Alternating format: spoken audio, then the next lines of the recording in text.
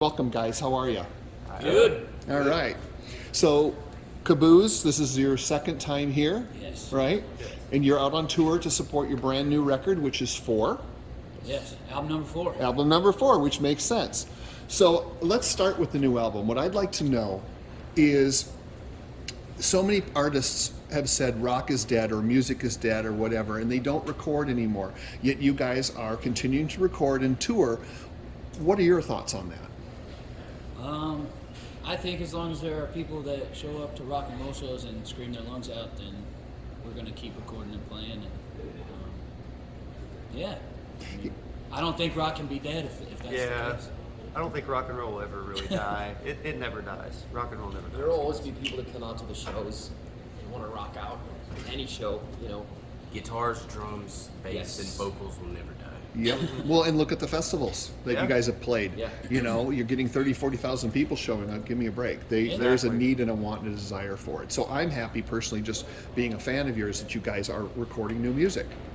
You know, I want to talk about the My Girl cover because you said that it's reimagining it. And so before I heard it, I thought, I wonder what that is. And I think it's absolutely fantastic because it's a Motown song with a great hook, great lyrics, but yet you guys cast it in a way that it's completely different. How do you choose the cover that you're going to take like that and turn it the way you do? It really chose us, I think. I was having a pretty bad day in New Jersey, as I'm sure a lot of people in New Jersey are having a bad day. No, I'm just kidding. But no, we were outside the bar and walked in, just kind of in a bad mood, and that song was playing on the jukebox, and it was just, of all the songs, you know, in all the bars in all the world. But no, I was just not in the mood to be happy. And then Kat was in the trailer, you know, Doing cat things. smoking Yes. a little bit. Yep. And I was like, dude, what if we did My Girl as a sad song, like a minor key, and that way it would fit with how I'm feeling right now. Well, and what was your reaction to that? I was like, oh, I know exactly what you mean. And then Okay. like I pulled out the acoustic that was in front of me or whatever, and I just heard it in my head. And Yeah. it was exactly what he wanted. Yeah, And then we 'cause played it it's- that night at the show. So Yeah. that was cool. It's just so incredibly creative to me because it's so different. Thank you. You know.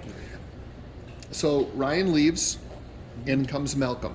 Yes. All right. Tell everybody a little bit about yourself for all of the Mojo fans that may not know anything about you yet. I'm from Kentucky originally. I met. Well, you gotta put that in there. They give me a hard time. They're all Texas. You got to be proud of where you're from. Of course. I've been playing music for probably about as long as these guys have, and we crossed paths in Tennessee. I think it was on your guys' first tour. 2017. Yeah. Where the Wind Blows tour. And we had the band that I was in Kentucky. We had a good time, and we stayed in touch over the years. And one day I was at work on my construction job, and got a phone call, and I had 20 days to learn the set, and hopped on the bus and left for 6 weeks, and haven't really gotten back off the bus since. I worked a Fantastic. lot over Zoom and FaceTime, sending Yes. videos and stuff going back and forth. It was an everyday thing. It was like, Yeah. hey man, how does this go? We FaceTime and then work through Picked it. it up. And he came to my house probably 2 days before the tour. We went over stuff and he had it down.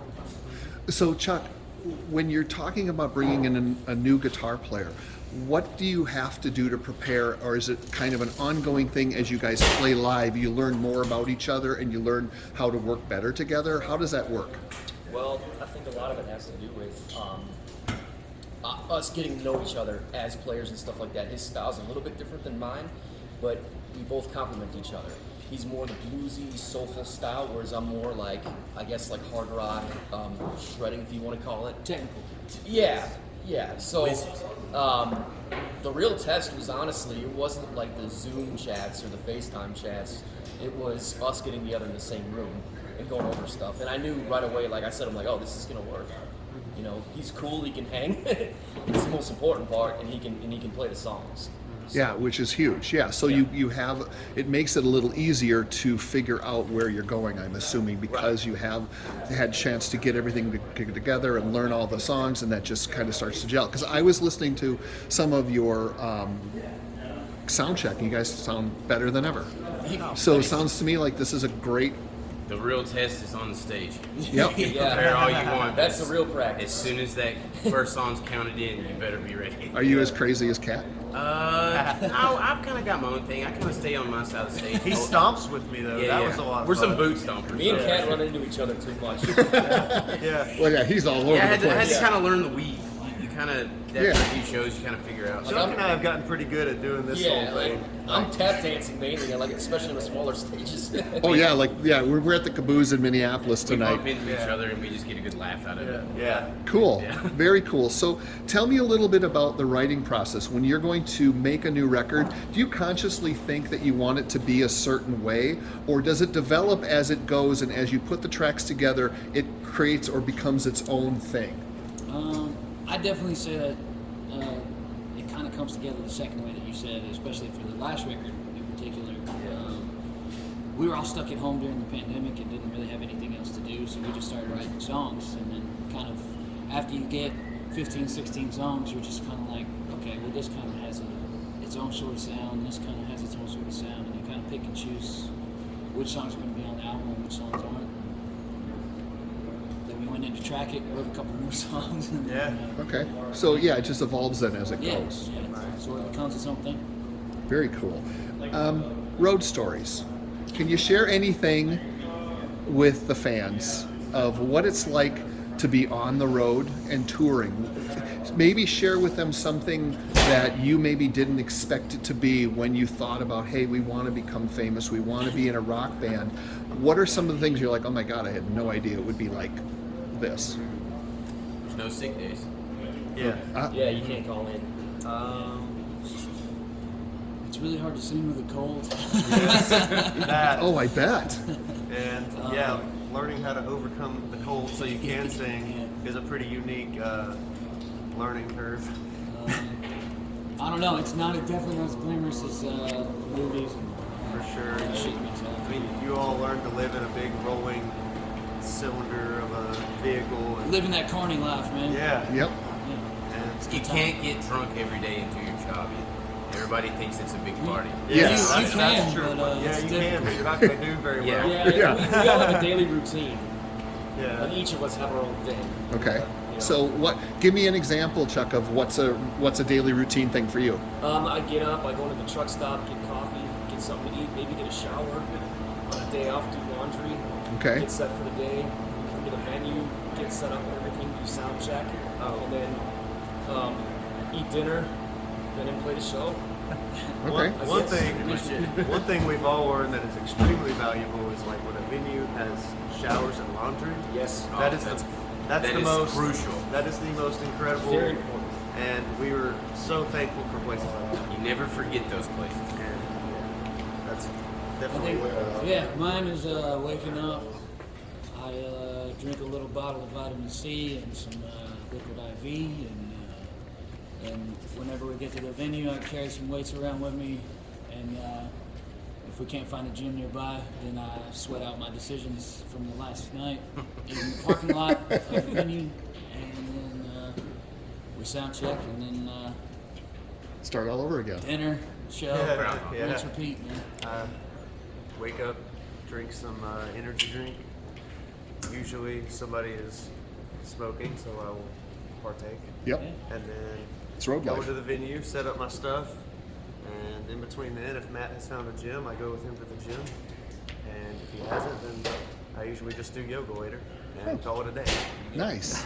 We also like to play trivia at the end of the night. Yes. Oh, okay. And it's very heated. Trivial Pursuit gets competitive. That's when I go to bed. Chuck's out on trivia. Nice, nice. So I was talking to Larry Mazer, and before, Yeah. I was like, oh, really? Hey, Larry. well, and because he was on our podcast, and before I knew it, I said, you really need to put Blacktop Mojo out on tour with Buck Cherry. And he said, well, as a matter of fact, that's going to happen. Can you guys share a little bit about when that's going to happen and what you're looking forward to with that? We'll be taking off, I believe, April 28th, 29th, and then touring with them all through May. Direct support to them, and then we'll be playing along with Sumo Psycho. Yeah. And It'll be fun. We got to tour along with them for I think 10 shows or 10 dates or It's something like 2 like weeks, basically. Yeah. that. Yeah, in 2018. So we've been wanting to get back to doing that ever since. We love their crew, love the band. Great. Yeah, man. Yeah. And I'm assuming that not only on your website, which is blacktopmojo.com, you can get all the tour dates there, as well as you guys probably do bands in town. You can go to Polestar, so it's very easy for you guys to get out there and find out where these guys are playing. And we're posting links on socials like every day, so you should be able to find it there too. It's out there. Okay, I got 2 more questions. What is the craziest fan interaction you've ever had? I don't know where to start. No, I mean, there's Yeah. a couple of them. It doesn't have to be bad. It can be a good thing too. But Yeah. Most of them are good. A positive one is seeing people react to certain songs with Yeah. tears of happiness or sadness. That's pretty moving from the stage. Prodigal the other night, we played Prodigal as an encore. We had a couple fans really getting into it, crying too. yeah, I can't even imagine what it must feel like for you guys to be able to have people show up and sing those lyrics back to you. That's got to be an amazing feeling. There's nothing like it. Like it's literally the best feeling in the world. I That's feel why like. you do it. Yeah. That's why you write songs. So one of the things that is always hard for me, because I don't like to pigeonhole bands or artists, when I'm doing a review, if you guys were reviewing yourselves and you would want someone to know about you that hasn't heard your music yet, how would you describe your band? High energy, hard rock and roll with elements of grunge and country. Okay. Pretty solid. Pretty Anyone solid. else want to chip in on that, or did I would Kat pretty say much speak for you? say it's just very versatile. Yeah, man. Yeah. Okay. A little bit of everything. Yeah. If you like Merle Haggard or Matchbox 20, you probably like our shit. And Prince. And Prince. Okay. Well, and we are in the home of Prince right now. Exactly, that's what I said. All right, so here's the last thing. I brought you guys a care package. Now, this is out of love, all right? But I think that these are essentials for being on the road. So I don't. Thank you. Malcolm, Yeah. where's your knife? You should be able to just Oh, pull. man. Yeah, it shouldn't be on too tight with the tape. All right, Matt. Rig right open. Hell yeah. Damn. Oh man, now we're talking. Dude, yeah, actually, thank you. Yes. I got you underwear And socks. and socks. Hey, here we You know, go. yeah, these are actually old. These aren't gonna last 5 No, minutes. because we know what it's like to be on tour on a bus with a bunch of guys. Yeah. So that's It's a big that's thing in the Midwest now. Girl Scout. absolutely, and I figure you guys might not have a chance to get those because you're always on tour and you're good to go. Well, thank you very much. You're welcome. You're welcome. You Any already got parting one over. words? Any what? Parting words. See ya on We the hope road. to see y'all at a show. Keep your damn hands off my thin mints. Thanks, guys. Thank you.